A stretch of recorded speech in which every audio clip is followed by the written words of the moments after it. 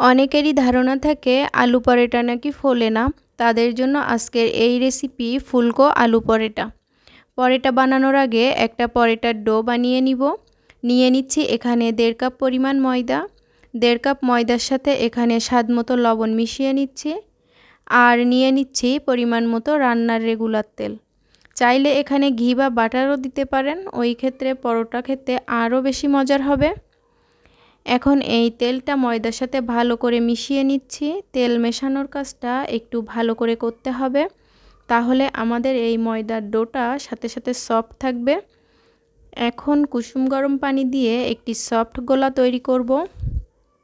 আমি সবসময় ময়দার ডোটা কুসুম গরম পানি দিয়ে করে থাকি। এখন এখানে একটা বড় সাইজের আলু ম্যাশ করে নিব, যেহেতু আলু পরোটা বানাবো। এই আলুটা আমি আগে থেকে সিদ্ধ করে রেখেছিলাম।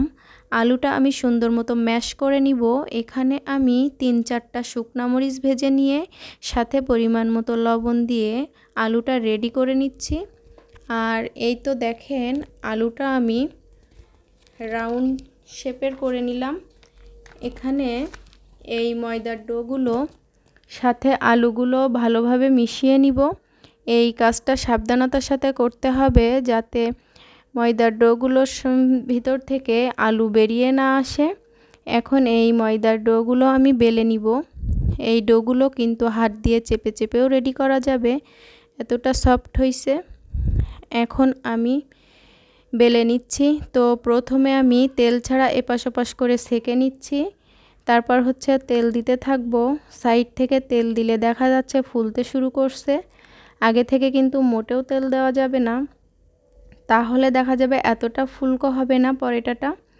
এখন আমি এপাশ ওপাশ করে ঘুরিয়ে ঘুরিয়ে আরও কিছুক্ষণ ছেঁকে নিব।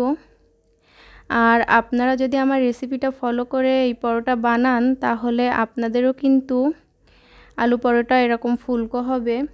দেখেন গাইস, আমার পরোটাটা কত সুন্দর ফুলকো আর ক্রিস্পি হয়েছে, মাশাআল্লাহ। এবার আমি একটা পাত্রে উঠাই নিব। এভাবে আমি সব পরোটাগুলো একে একে সেঁকে নিব। এভাবে করে আলু পরোটা বাচ্চাদের টিফিনেও দেওয়া যাবে, কিংবা সকালের বা বিকালের নাস্তায়ও খেতে কিন্তু দারুণ মজা লাগবে।